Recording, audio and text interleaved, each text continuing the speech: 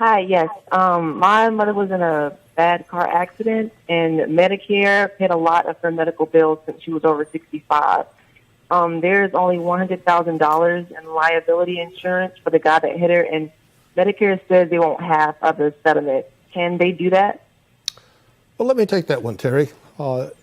Maybe is the only fair answer. Now, the advantage of Medicare in a personal injury case is when they pay the bills, you get substantial discounts and write-offs from what the full charges are by the doctors and the hospitals. The downside is Medicare has got a right to be repaid out of your settlement. And technically, yes, it is possible for them to take half of your settlement or more. One of the things that Terry and I insist on doing when we have a personal injury case is dealing with the Medicare liens.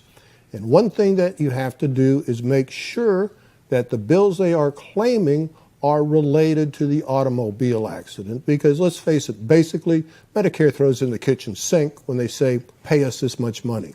So if your client is involved in an automobile accident and gets treated and then falls in the shower at home and has a separate injury or has a heart attack, those other bills are not related to the automobile accident and need to be excluded.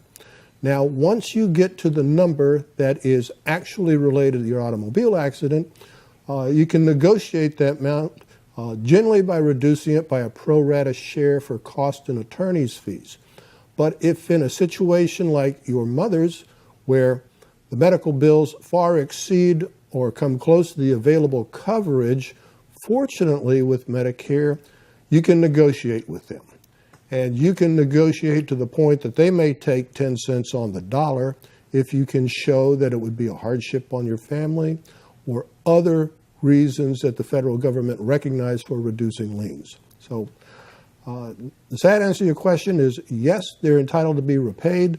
The good answer is it's always negotiable, and you really need to have an attorney do it for you to get the best result for your mom.